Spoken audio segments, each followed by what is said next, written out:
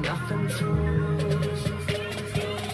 When I met you in the summer, whoa, the summertime, the summertime, yeah, the summertime, yeah. When I met you in the summer.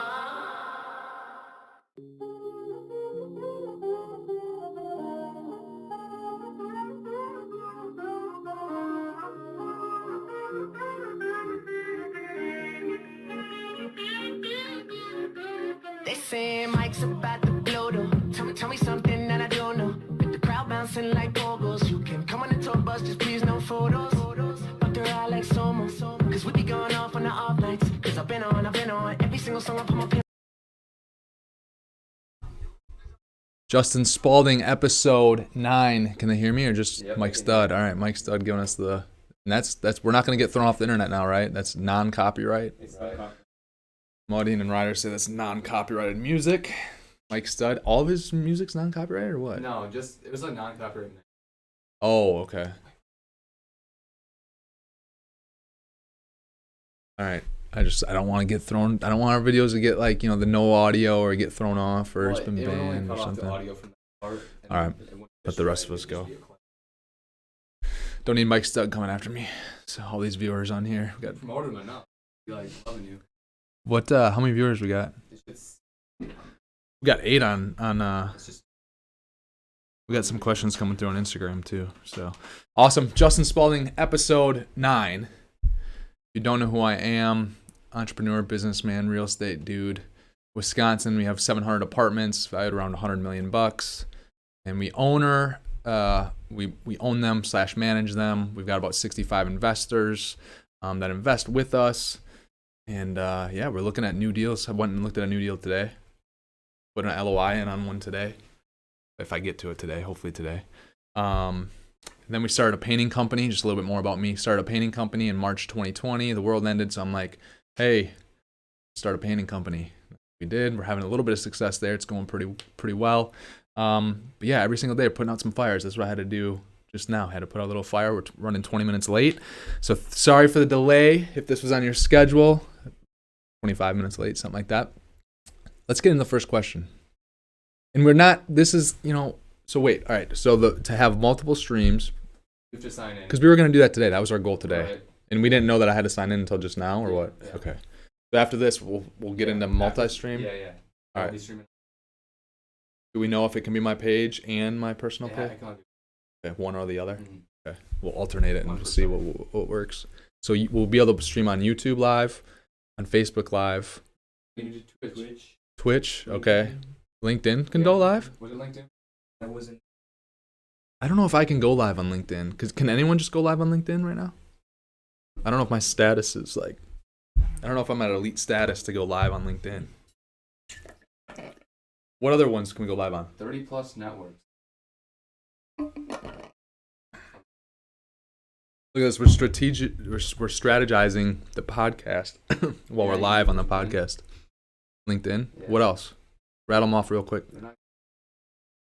Over 30. Well, we got to figure out a few more so we can try to broadcast everywhere. All right, let's get into the first question. What type of property for the second deal? Another flip, or do you mean go bigger immediately? So this was a question that came from one of my Instagram posts that I had over the last couple of days, I think, where I was talking about if you do go small, this is what you should do, and basically just talking about getting in and get out. So what type of property for the second deal? Another flip, or do you mean go bigger immediately? I think it just depends on the situation, right? Because if you have another, once again, flipping, I've kind of shared my opinion on this, and I'll just share it again. Flipping to me is not really investing. Like, yeah, it's a way to invest, but I view that more of a business. It's more of a business than investing. When we go and buy a 200 unit apartment building that we're going to plan on holding for 3, 5, 6, 10, 12, 15, that to me, that's more of investing. Anytime you're going to look at a flip, it's more like a business. There's ways to make money there, but it's not actually investing. It's an operational type thing. It's a business thing. That you can make money from, take some of that money, go do another flip, or start to take some of that money and go put it into more long-term investments, right? So I think the answer to this question is the second deal, what type of property for the second deal is just what's available. What are you running into? Do you have another deal that you can just get into right away and go flip to, once again, turn, you're doing your first one, you take 20, you turn the 20 into 60. Now, what are you going to do with that 60? How are you going to allocate it, right? If you can take the 60, maybe you go and do 2 more flips, right? You put 30 into each, right? And now maybe you sell both of those flips right away, and now maybe you've got 120 or 150,000. Right? So don't think that you have to right away scale up, but ultimately the goal should be to, anytime that you're in something that's small, the smaller the unit or the smaller the unit size of the property, the quicker that I want to be in and out of that, with the mindset of if things go bad, I'm okay with holding on to this property for 30 years if I have to, because things are bad enough. Right? So you want to be able to get into something that's small, 1 unit, 2 unit, 4 unit, 8 unit, 16 unit, get out within 18 months after you add the value. If it's a single family house, obviously you want to be like more of a hold time, like 3 months, get in, get out, move on to the next project, right? But as you get to a little bit bigger, maybe like we have a 10 unit, we've had it for coming up on 2 years, we just listed it, right? So that one we're trying to get in and out to take the capital, go do another deal like that, or go put the capital in something that's a value add but a longer term hold, more of an actual investment. So I don't mean bigger immediately when I'm talking about starting small. But it's just like, what's that next deal, right? And then ultimately your mindset should be more doors at one site is better. It's safer. There's more upside. There's operating efficiencies. There's less headache, et cetera, et cetera. Make sense? That can probably help you because you're closing in a week on a 7 unit, right? Yeah. So, and we've already talked about your 7 unit a little bit. Next question. Hey, we got 15 people live on Instagram. What do we got on YouTube? No, are we even streaming right now on YouTube? Yeah, I'm watching. We sure? Yeah, I'm positive. All right, Unless I'm watching someone else's stream. All right, next question is why is a duplex better than a single family if they are both the same price for purchase and brings the same amount of money return cash flow? Is it because of safety of a tenant to leave, or yes? So to me, I like to be able to get in unique deals, or deals where I have flexibility, right? If I have a single family home, I don't have much flexibility. Flexibility meaning if something happens to the one tenant, especially like right now, it's hard to evict people. If I have one house, they decide not to pay rent, that house, okay, I got one tenant, and they're not paying rent. I can't evict them right now because of eviction moratoriums with COVID. What the heck am I going to do? But if I have 80 units, let's just go back to his question. If I have a duplex, maybe one side stops paying, the other side's paying. That other side will likely still float the whole thing. You won't have to put money into the deal. So I like to have some diversity at the property sometimes, or just different options, different streams. It's like the storage unit deal that we did. The reason that I love that deal was the first one was that it wasn't just storage units. I'm looking around and there was like 5 contractor shops. There was a 4,000 square foot shop space warehouse that we could rent out. There was a billboard that was paying rent every month. I'm looking at a property right now for our next future office, and it's like 40,000 square feet, but about a quarter of it I could rent out. I could rent out more than that if I wanted to, versus if it's just a single tenant building, I'm never looking at a 40,000 square foot place right now for our own office that I can't be creative with, right? So when you have more options, when you have more units, more options, you can use more creativity, right? And I love being able to use creativity in a deal. I've always said deal making is just like an art form. And whenever you have that creativity, it gives you a little bit more of the leverage. I feel like it takes a little bit of the risk off the table. So when we bought those storage units, and the actual storage part of it was, a lot of those were actually vacant. It gave me peace of mind knowing that I didn't just have storage there. By the way, the storage units also had 5 apartments on site. So there were all these different ways that we could play the deal and have success. And so that's why I say, a duplex is better than a single family. A 4 unit is better than a duplex. A 8 unit is better than the 4. 16 is better than 8. 32 is better than 16. 64 is better than 32. 128 is better than 64. 356 is better than 128. 356 times 2. 700, 708, 712. 712. 708. Whatever, 700 is better than 400, right? 1,000 is better than 500. So That's why I say that Dreza official is who asked the question. Is there more? 40,000. Yeah, somewhere between 30 and 40. Yeah. Where's this Uh, office? I can't say it right now because we're live on YouTube and Instagram. Was there more to this question? And then he just went on to say, is it because of a safety or a tenant to leave? Okay, yeah. So exactly, it just there's a little bit of a safety net. Just allows you to be more creative and gives you more. If one thing goes wrong, you got this, right? If that goes wrong, then you got this, right? So the more scenarios you can get into like that, the better. Like when we have I don't know, I'm trying to just come up with another example. Another way to put this is something I always talk about is if you have a single family home, you have one unit that's covering any leak that happens in that, right? You got any leak that happens, same thing with a water heater. If it goes out, a lot of times a single family water heater, you can use the same size water heater in a duplex and whatever, right? So if one water heater goes out in a single family home, you got one door covering that. If the same water heater goes out in a duplex, now you have two units that are covering that expense. It costs you the same. If we have to have a plumber come out to our property for a leak at the 10 unit, it costs the same to have them come out to our 88 unit. Which one does it affect more? It affects the 10 unit cash flow and the operation, the financials at the 10 unit more than it does the 88 unit. That makes sense? It's another thing, right? You got more doors covering problems and issues, which inevitably always come up in real estate. So next question, buddy. Favorite things to do besides real estate and watching football? This was from Ryder. Yeah. I don't know if I've seen you talk about anything besides real estate. Or seen you I guess. I like to travel. I like to hang out with family. Yeah. My wife and I will watch like a Netflix show every now and then. Actually, since I've been married, I've watched a little bit more Netflix than prior. We usually knock out an episode I don't know, probably average an episode every other day or once a week or whatever.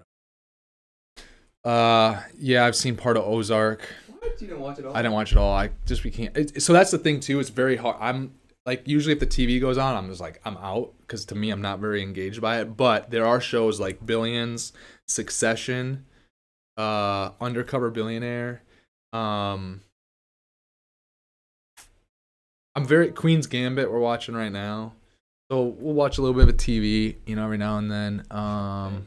No, I don't really watch too much. No. Muddin's throwing out TV shows. I don't watch too much. I used to watch Muddin. I used to watch Shark Tank all the time. And then I felt like Shark Tank became my life a little bit. So I'm I don't need to watch this because I'm doing it every day. So I don't watch much. Do they still make new episodes of Shark Tank? Yeah. Yeah. So I don't watch too much Shark Tank. I don't even remember the last time I watched a Shark Tank episode. Maybe 6 years, 7 years. That was funny though. I'm just trying to think, because I know House of Cards when that was around, but I didn't even see the last 2 or 3 seasons of that. I'm probably missing an obvious one that we forever, but I mean, it's 30% of the time I can watch 30 minutes of TV, and then I'm just I cannot. It's something that I can't stay awake for. So yeah. So I don't. I mean, what else do I do? I mean, travel. Not much this last year. I haven't been on a plane actually, which this is crazy. I haven't been on a plane since it's been a year. Travel, hang out with family, go to sporting events. I'll golf every now and then. I got 4 rounds in last year. Golf every now and then. Anyway, next question. Explanation on seller financing and a little more elaboration on how you got your second property. I wonder if we should just put one of the white pages right here You and can change the camera angle if you want to do it right there. let's do it. All right, I'll show you. I'm gonna try to get Instagram involved. We'll draw this out a little bit. We're going rogue. Let's see if I can do this. I'm thinking I'm gonna go right here. Yeah, marker. Oh, I got a marker. Whiteboard. Yeah, the whiteboard. We'll go through seller financing right now and how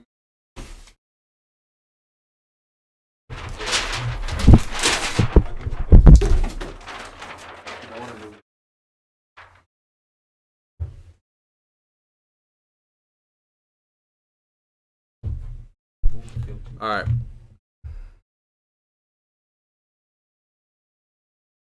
Oh, is the mic gonna be able to hear me? Yeah, just click the little iPad. Yeah, there you go. We good? Yep, now it's just going to pick it up a little bit louder. Okay. All right. Instagram can see me until my phone keeps falling. Let's see if that'll work. Hopefully that'll work. All right. Seller financing. So basically you have a capital stack anytime you're doing a deal, right? So let's say in the capital stack, that'll include the whole all in. So let's just say, I want to use easy math. So let's just say it's a $100,000 purchase.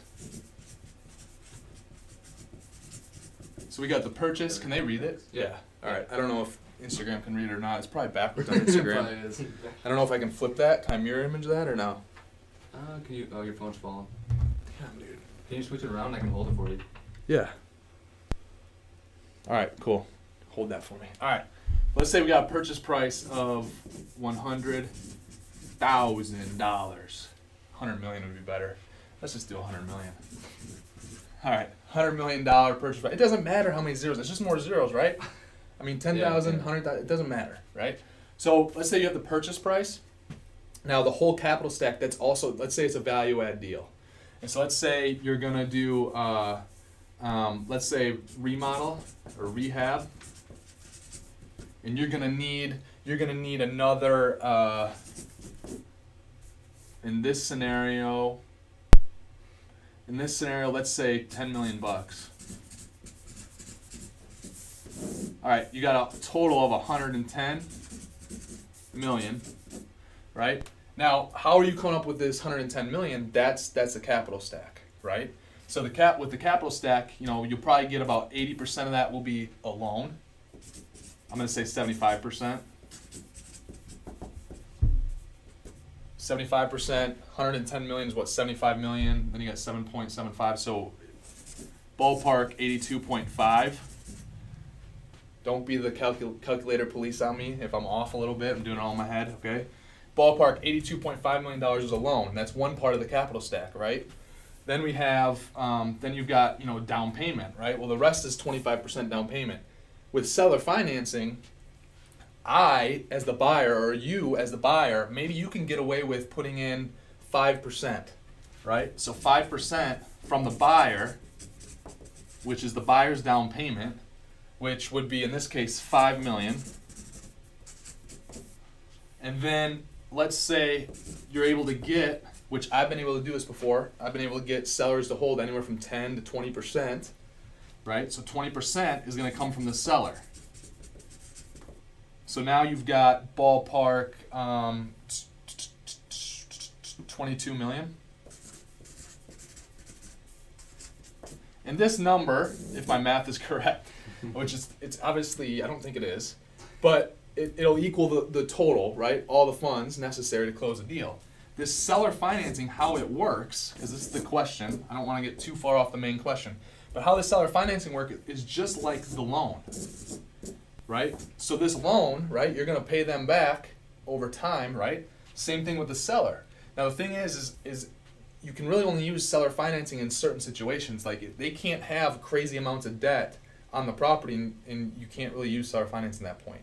They have to have enough equity because most sellers want to be able to take something off the table, right? So in the deal where I did seller financing, it was like a $1.2 million. It was a $1.2 million deal. He only had $200,000 of debt on the deal.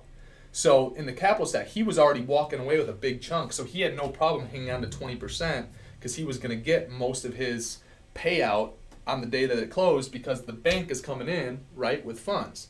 So then with this 20%, though, it's treated just like I said before, just like this loan. So you're going to pay the seller back, and those terms could be different. Like the loan up here, this loan might be a 30-year amortization, and it might be like a 4% interest rate, right? And meanwhile, this might be more like maybe it's a 30, maybe it's a 20, maybe it's a 10-year amortization, right? Maybe it's a 5-year. I don't know. It could be. We've done it before where it was a 30-year am, but there was a balloon payment after 5 years. So a 5-year balloon. You should explain that. So what that means is for the first 5 I will, Ryder. I will explain it. So for the first 5 years, Ryder, tell me what to do. Like I haven't been in front of the camera before. So the first 5 years of the project, you're paying this guy back based on the terms, right? Just every single month. So like what, each seller financing deal we've done, it was just every single month. It was determined up front. But then it was a 5-year, it was either a 2-year, 5-year balloon, right? So the only time I'm also doing this deal is when I know I have value there that I can add to the property so that I can refinance then to get this guy out when that balloon comes, right? So it has to kind of be a unique situation. Does this make sense, Modine? Yeah. Modine's like raw into real estate, so does this make sense to you at all or no? No, he's just being the executive producer of the show, so he's checking to make sure the stuff is good, our internet connection's good, and we're still streaming. Ryder, does it make sense to you though? Yeah. A little bit? Yeah. So then the 5-year balloon hits. Now what'll happen is hopefully, right? Hopefully now you've raised this to being valued at let me just do some math. $150 million, right? There's deals like that out there. Not as much today, but there are deals like that out there. There were when I was doing the seller financing things. I haven't done seller financing in a while now. But say it becomes worth $150 million. Well, now it's easy to refinance this, get the balloon taken care of, and then take your proceeds, put some back into that property, keep fixing it up, and go do a different deal, right? So, Ryder, that good? Yeah. People in the comments said that super helpful. Okay, cool. All right. I'll flip this back around. Let's see if he trying to do this now. Someone said they're trying to do it now. Let's see. And then if you want to get the next question up there, I just want to see if we have anything. Okay, so we have some other questions in here. What time do you have to leave, Ryder? We're good. 2:25. Oh, okay. We got time. We got nothing but time. We got nothing but time. All right. So this is the last question on from pre-questions, but then we have during questions. Anything from the live? No one's watching. No one's watching on the live YouTube. All right. Building businesses while interpersonal business is not in sync. What does that mean? Like just their life is not in sync? Or like I guess I don't. Huh? What'd you say? No, I was thinking is the stream key. No. Stream key's right. It's live. Yeah, there's people. Building. So building business while interpersonal business is not in sync. I don't know unless the person that asked this question is watching, I don't know if I know how to answer this because I'm not sure if I know what they mean. Let's just say like busy with school. Yeah, maybe that's what I'm assuming they mean is just like they might be having family issues. They got other things going on in life. I mean, when you're building a business, if you want it to be successful, it's got to be a priority. Now I said a priority, not the priority. I don't know. It's such a hard one because I've always been fortunate enough where I haven't had like crazy interpersonal life things happen. But I just truly believe, I guess maybe because I look at it differently than most people. I truly think that you have time to do whatever it is that's truly important to you. So if you're finding that, you don't have time to build a business, and it could be like you might be going through some crazy issues with health, family health. Like if people in my family got sick, I don't know how I'd react. Maybe I wouldn't show up to the office for 2 weeks because I'd have to take care of that stuff. I don't know, right? But you got to make the business. It's got to be a priority. If it's a living, breathing organism that needs to be paid attention to, and if it's not paid attention to, it's gonna go away. That's the main thing, right? And so you have to ask yourself why you're doing it, right? And you're always gonna come into what I call like smaller excuses.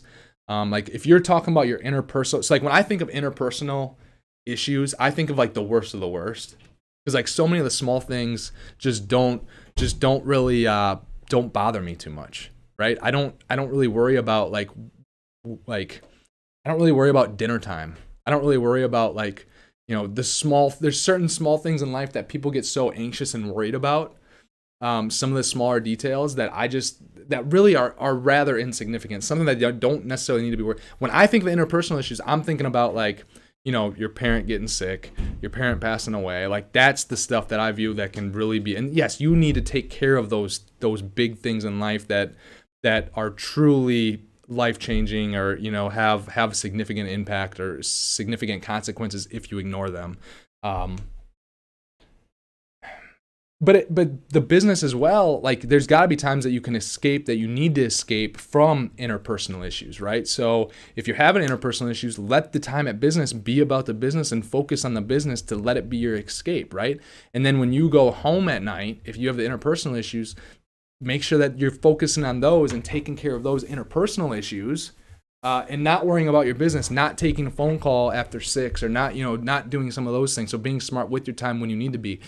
You know, I'm always talking about work-life balance and all that stuff as far as like, I don't really believe in work-life balance. I believe in integrating it all.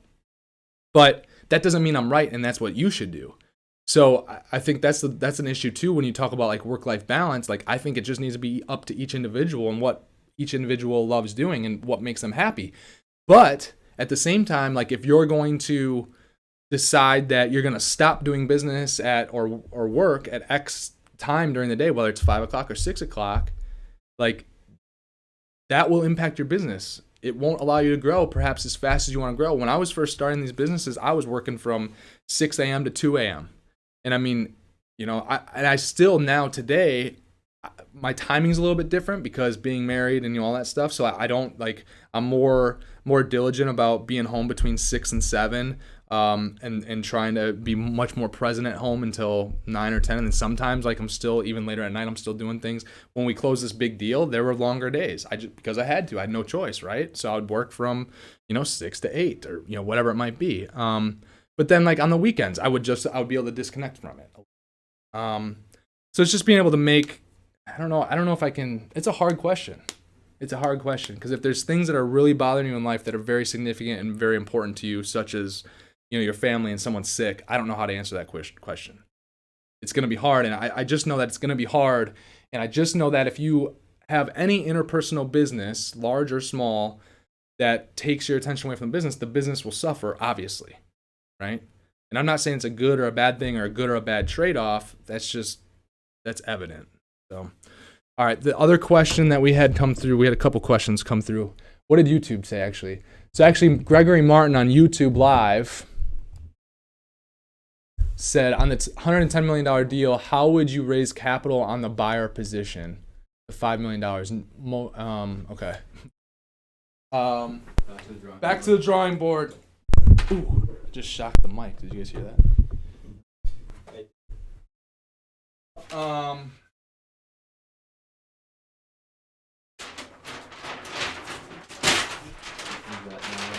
So we're talking right now. What's his name? Doug? Greg. Greg said on the $110 million deal, how would I raise capital on the buyer portion? So this scenario would be the $5 million. That's what he's talking about right there. How I would do that.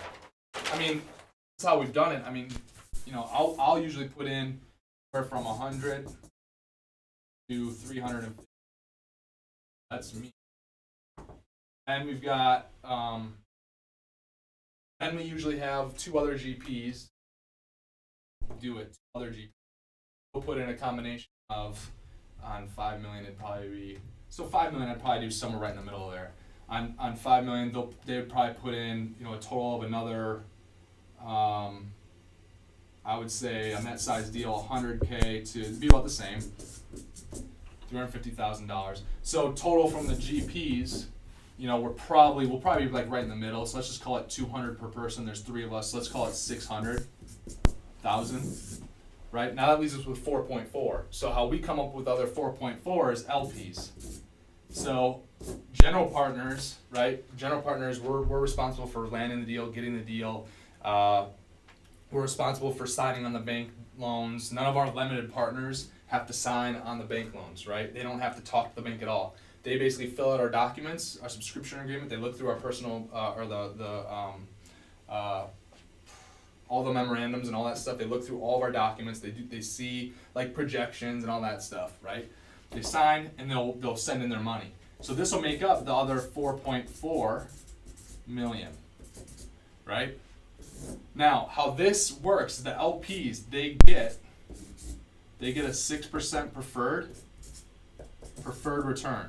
And actually, our money that we put in is actually treated just like this, right? So we take that money and we actually invest on the same terms that the LP's money come in at.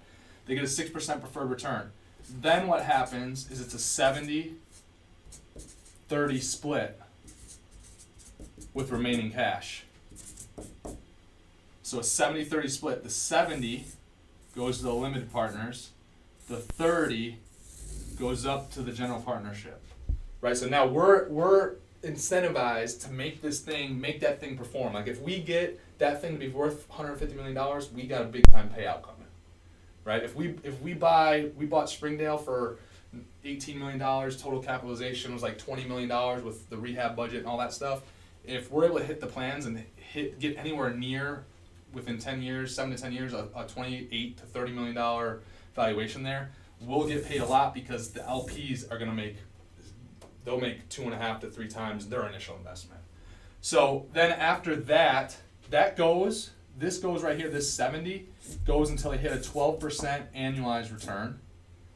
Then after that 12% annualized return, it's a 50-50 split. 50 to the LPs, 50 up here. So that's how we do it.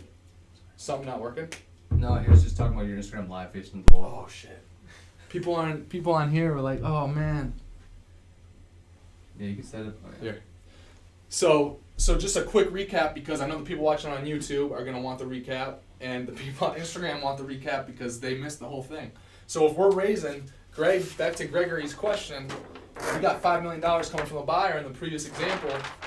He's like, how do you come up with the $5 million? Our general partners, so myself and the other 2 RGPs, will put in, ballpark on that size deal, $600,000 to $1 million. That $600,000 to $1 million is treated the same way as our limited partners.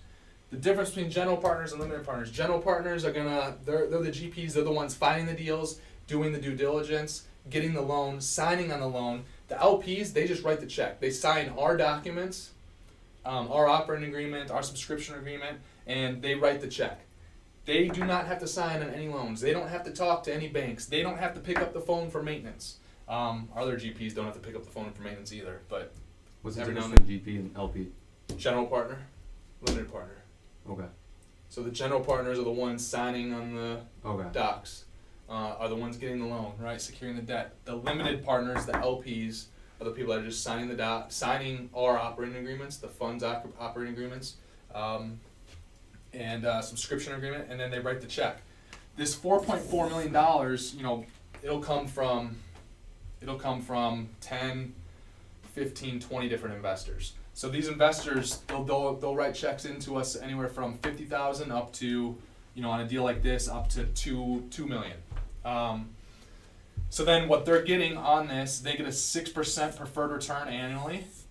Then after the 6% preferred return, it's a 70-30 split. 70% of the leftover cash after that goes to the limited partners. 30% of the cash that's left over after that 6% preferred return goes to the general partnership.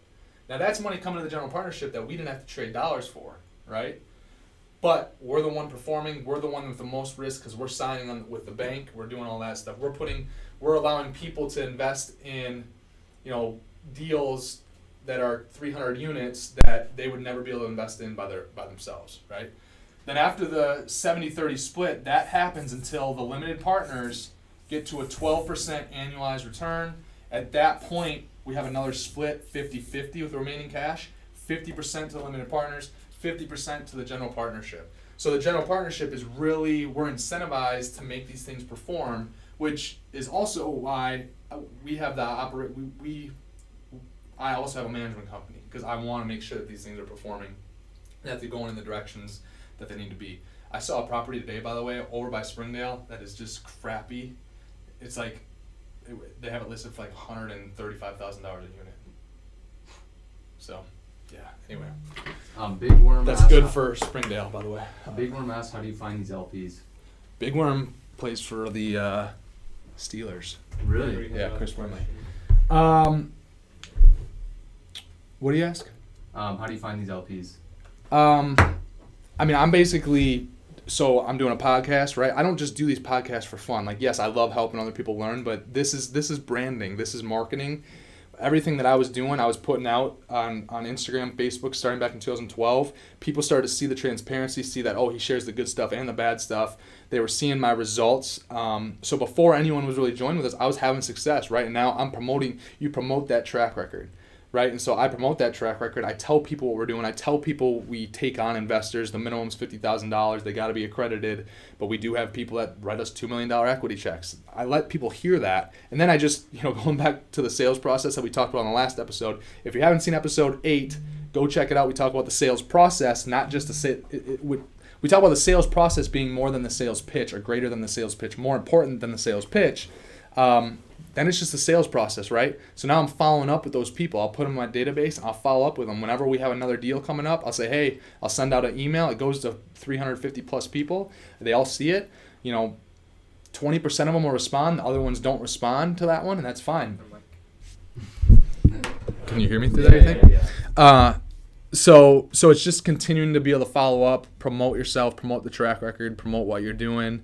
And, people become we've been able to do deals now, like where right now, actually, the problem isn't actually the money. The problem is actually finding the best deals to do that is going to 2.25 to 3x investor money, that invest LP's money in 5 to 10 years. So you get to a point where once you have a track record and you're promoting it, you just, a lot of it's word of mouth too. We have a handful of investors. I would say 20% of our investors I've never even talked to.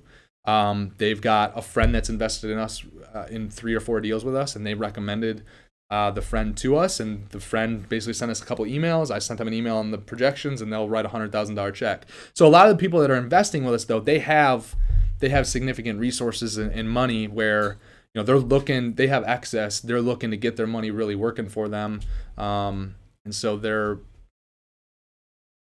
these assets and stuff like that. These properties are. There's a lot of money that are looking for deals that we're trying to find that are off market and all this stuff. So we try to find really good deals and do a really good job. But the biggest thing is just promote, follow up. Going back to what I talked about in episode 8, where I'm not just talking to someone 2 times, 3 times if they say no. Like if they're telling me no, take me off the list, I'm taking them off the list. I'm putting them on the other list that I'm not going to follow up with them every time, or I'm not going to get them an email as often as the main list does, but they're going to still get an email from me in the future. So that's kind of that. I can take it. Yeah, it's on fire. Make my hands sweat. It's hot in here. It is really warm.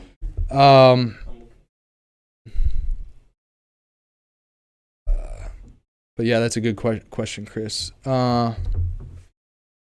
Jennifer on Instagram asked, also, can you get a small business loan for a commercial multifamily property if you are going to run it as an Airbnb? I don't know. I couldn't tell you. I know we were able to get an SBA loan for a storage unit deal, but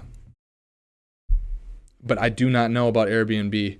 How many years, another question through Instagram, how many years of positive rental cash flow before you can refinance and have it count towards your ratio?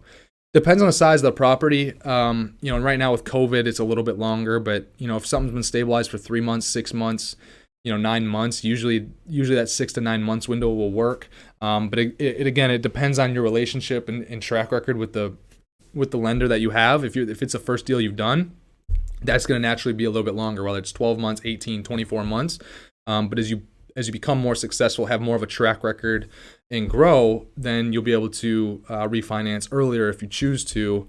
Then there was another question that Chris had. Big Worm 43 says, in the process of buying a 4-unit with a personal mortgage, but want to eventually transfer over to LLC, have you done that? And what's the process? I've never done that. I know that you can do that though. You just have to work with the right. What were you gonna say? That's what I'm. Well, so you're buying it personally? Yeah. Yeah. But I would have had to do a commercial. So like in a couple of years, you'll refinance and try to. And I'll just deed over to my LLC. Gotcha. Yeah. 4 or 5 months. Yeah. Now I know this, Chris. It's harder to go the other way. Not that you ever would. Well, you get to a certain level, and there might be someone that would want to do that, but going the other way is harder, and would throw up more red flags. someone on here said, can people invest with you? Yes, people can invest with me. They got to be accredited, and they have to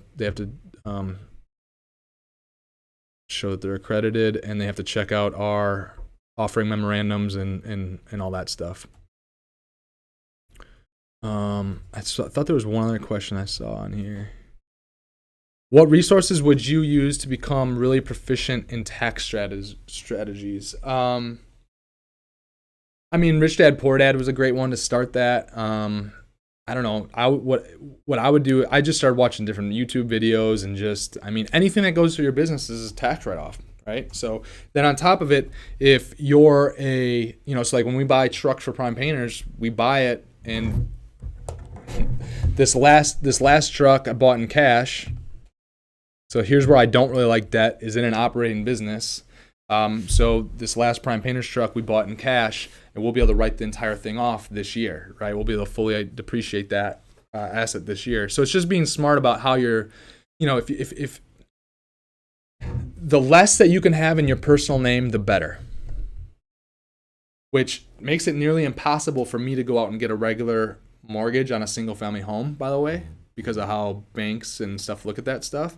But you want to own nothing and control everything. And so if you can get that in your mindset, I know that doesn't directly answer your question, but if this was another Greg. Greg is watching in both places. Greggy O. Martin and Gregory Martin. I don't know. Greg, that's amazing. If you're watching in both places, man, I love you. It's awesome. Wow. It's got to be the same guy. That's amazing.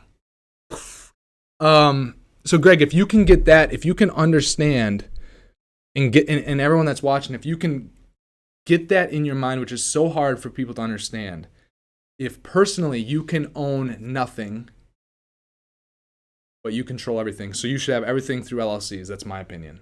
Everything that you have should be through LLCs. If you looked at like personally what I have, it's all through holding companies and all that stuff. I have next to I have this much held personally. I have no assets. I don't think any assets held personally. Well, I did buy some Bitcoin the other day. Really? So I'm gonna start buying. Yeah, I'm gonna start probably buying once a week. Wow. So just put $500 to $1,000 a week, and so we'll see. I'm not banking on that. I never thought I would hear it's one that I'm okay with now because I spent some time learning. I spent some time watching and talking to a couple other friends who are super successful with it and really understand it. And I'm like, you know what? Coinbase. Yeah. I'm not on that Doge though. just a little bit Bitcoin. So, Greg, going back to your question, if you, does that make sense what I'm saying? Yeah. Own nothing personally. This is how you get ahead in the tax strategy. This is how you can use the tax strategies. Have nothing in your name personally, yet control everything. Someone like money might be one. Because as a person is taxed the most. Corporations, LLCs, there's so many different tax benefits. So if I go have a personal meal, so let's say I make $100,000 in a year personally, my salary, right? And I want to go have a meal. I want to go, and it's going to cost $100 for my family or whatever. I pay for that, and it's just a personal expense, whatever. No business was discussed, right? Just going to have fun. I don't have a business to run it through. That $100, that does not lower your taxable income. You're still, the IRS will look, oh, you still made $100. It doesn't, or you still made $100,000 or $30,000 or $20,000 or $50,000, $100,000 since you don't have, that's not an LLC. That does not lower your taxable income. So you're still paying tax on that full $100,000. Now, almost all the time we're talking about business. When I go to eat, we're planning the next acquisition. We're talking about current properties. We're talking about new business opportunities. We're reviewing, every time we go to a freaking restaurant, we happen to be, reviewing the rent rolls on our phone and the financial statements on our phone. And so, not every time, but I'll say 95% of the time that I eat, a business that's paying for it. So one of our LLCs is paying for it. My personal LLC, if it's about stuff with that, is paying for it. Spaulding Group, if it's about Spaulding Group and planning for Spaulding Group's future growth, Spaulding Group's paying for it. Now, when Spaulding Group has $100,000 of revenue come in, right, which I control, I'm not Spaulding Group. This is a thing too, is I'm not Spaulding Group. Spaulding Group's its own thing. I control it, but it's not me. Spaulding Group has $100,000 of revenue come in a month, and let's say that there was 5 business meals in there for a total of $500. That 100,000, the taxable income now is 99,500 because the 500 is deducted. It's called a tax write-off, right? So it's just, and that was just a very, very basic, but it's the same thing when we buy a truck, right? If I go buy a truck personally and I make $100,000, I pay cash for that truck. The IRS looks at me and I still made $100,000. They're not taking the $18,000 off the 100.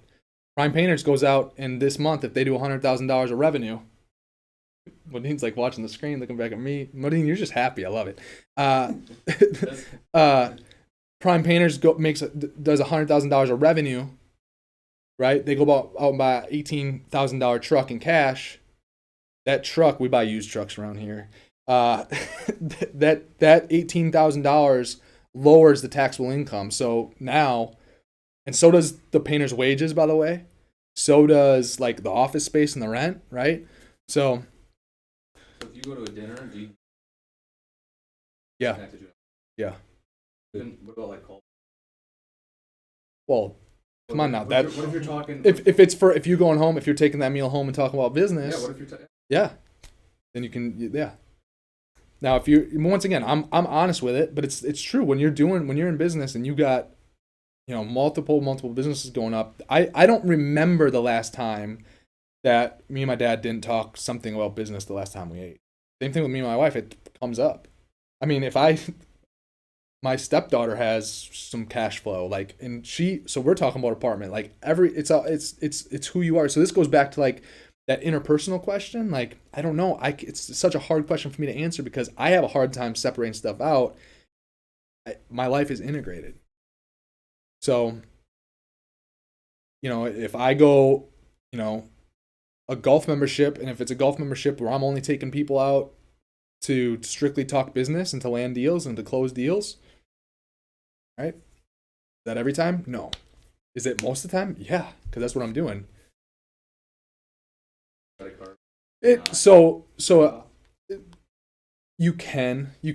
to have to document it correctly. So like I have Quicken that I use. So like some of those things that are a little bit more not necessarily for, so like some of the things that are more for like Justin Spaulding and like some of the things I do in direct sales and all that stuff, that's not ran through Spaulding Group. That's not ran, but I have a kind of like a personal LLC that I'll run that stuff through. Thinking like in my perspective, like, so I don't use my credit card. I use a debit card through the LLC. Well, it's fine. You can still use a debit card. Right. And even if it's cash, like I don't use cash hardly ever. But if it is cash, like actually the times I will use cash if it is like a personal thing, typically I'll just. Okay. But even if you do use cash, you can still keep the receipt. See, like, and I don't even keep all the receipts anymore. I mean, because I have the American Express statement, right? That it shows everything that's on there, right? And you categorize it. So and then I categorize everything and everything's in Quicken. And then at that tax season, I just send it all over, and it's all categorized based on, because like dining, I take that back. I lied about the dining thing. The dining thing is only like 50% of what you spend you can write off.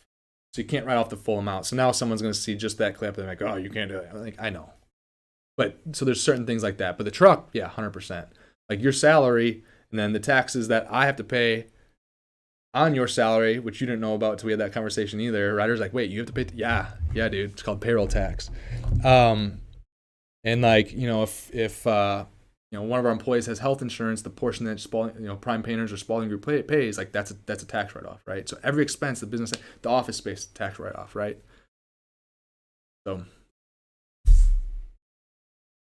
So Greg, damn, Greg is lighting it up over here. Yeah, he's in both places. Gregory Martin. That's awesome, dude. He's watching on Instagram Live and on YouTube Live. Greg's hustling. Let's go, he says. Just looking through other. Yeah, and then Greg said that's why Grant Cardone was able to write off his jet. Yes. Touring the country looking for deals. Yeah, she write off a jet. You can buy a jet. Yeah. No hesitation. Another question on here was, I own a concrete company and I own 5 units right now. How do you feel about property management when it comes to allocating your time to your main business? Spatty 30, it just depends, man. Like if you think see, and I'm a little backwards, Spatty, because I had, the property management company, and then we started the painting business. So I mean, I think, yeah, like you can do both, but you just got to be aware of like how far in the weeds are you willing to allow yourself to get. That's why I wanted to scale. So this is another thing against the people that question me, like, dude, why are you saying bigger is better? Because bigger is better. I can afford to get people who are awesome at their job, awesome at things that I suck at, like like doing all the details on the financials. We have Ava. Like all the actual operational stuff, 99% of it, like on site at the properties, we have CJ. Like if I had 5 units, I would not be able to have Ava or a CJ on board on our team whooping butt every single day. It would be me every single day doing everything and the things that I'm not best at. I know what I'm best at. That's growing. It's branding, it's marketing, it's sales, it's putting deals together and getting investors. That's what I'm best at, flat out. I am not the best person when it comes to the details of on-site property management. I am not the best person when it comes to the details and the doing of the financial statements. I am not the best person. I understand it all. I know how it all works because I've done each role as we've grown. So no one can like pull one over on me or BS me or whatever, right? I know the process, but to be actually doing it doesn't make any sense for me because I know what I'm best at and what it's way more beneficial for me to have someone pay someone well and have them be excellent at what they do, let them roll with it. Yes, we have our checks and balances, and yes, it doesn't mean I'm just letting it fly while I can still go out and raise, $10 million to do a $33 million deal. It's no doubt that me going out to do that deal and getting that done is way more beneficial than me focusing on some other things. So Spatty 30, like, I think like, here's the other thing, Spatty. If you have 5 units and if you have a third-party manager, that property is not going to have the best results.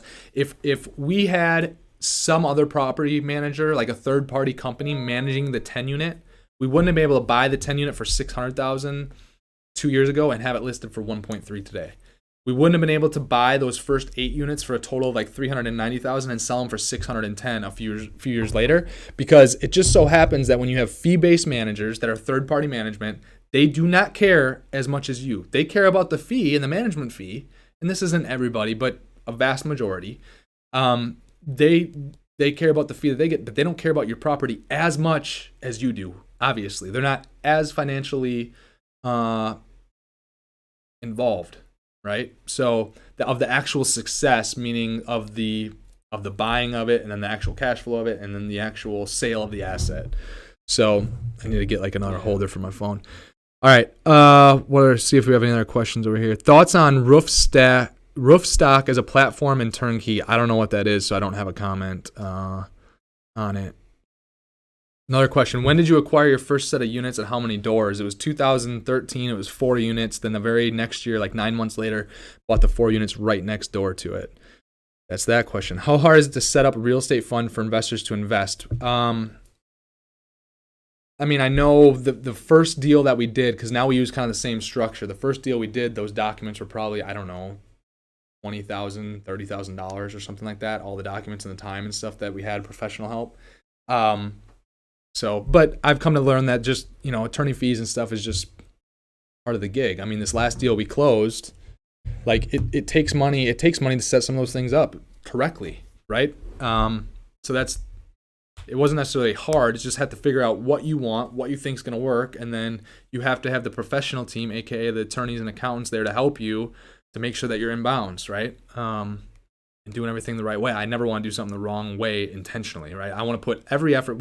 Not that we do everything correctly 100% of the time, just because there's so much, right? So we're not perfect. I'm not saying we're perfect, but I never want to intentionally be negligent or whatever. I want to do things at a high standard as best as possible.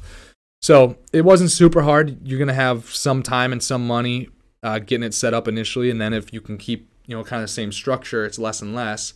But once again, when you're doing these big deals anyways, the last big deal we did, I think the last deal we closed in month ago, I think our attorney fees were like $70,000 or something like that. So you're just gonna have costs like that.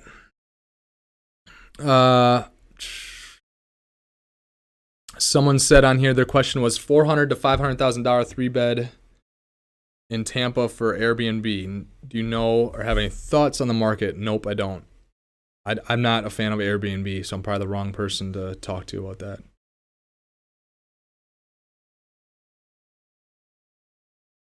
I mean, there's a time and place for it. Man, we had more questions come in. Someone just said, I just set up an S Corp and have her streams of income from the LLCs go through it for tax purposes. Yeah, you got to talk to an accountant about that or something. Someone else asked on here, this guy's a realtor. Would you recommend a newborn pick? What? Would you recommend a newborn pick a strategy, then a market, or market first, then strat? Oh, newbie.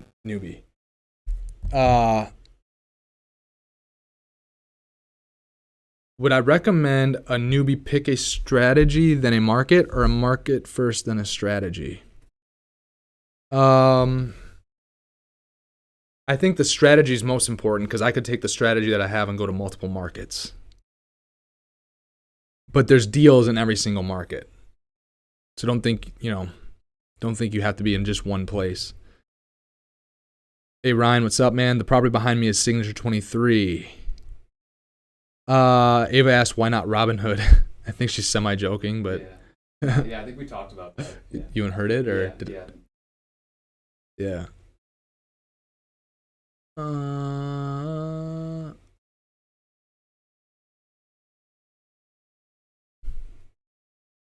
Okay. I think that's it. Do you guys have any other questions? No? So, the plan for next week then, like right now actually, we'll get the multi-stream set up so that we can come live to people next week, like 3 or 4 or 5 different places, and then hopefully be able to branch out from there. Dang it, I was going to get Clubhouse. I have the iPhone charging in there. I was going to get this fired up on Clubhouse. That's a good idea. I forgot. So here's another question. Greg Martin again. Resources for doing background research on properties, finding contact information for a property owner if you locate a property that is distressed. I'm tight on time, so the first one, the resources on doing background research on properties. I mean, you have to get the trailing 12, you want to get the rent rolls, you want to get the 5-year of insurance loss runs, so you can see if there's been insurance issues there and make sure that those problems have been probably taken care of. We get all the utility bills for the last 18 months, 12 to 18 months, to make sure that what the owner is reporting is somewhat correct. We use an app called, this last one we used Info Tycoon to be able to do our in-unit inspections. And then finding contact information for a property owner if you locate a property that is distressed.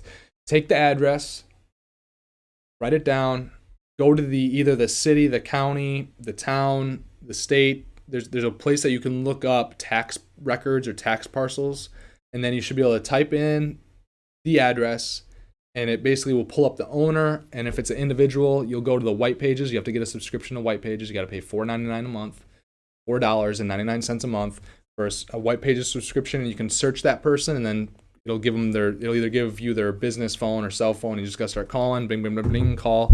And then if it's an LLC, then what you have to do is go to the state. Depending on the state that you're in, it's different everywhere. Go to the state, and you should be able to look up the LLC. And then there will be a registered agent on there, and that always has to be a person. So then you can track that down. Now, sometimes that person will be the actual owner's attorney or manager or whatever. But yeah, that's how you find that stuff.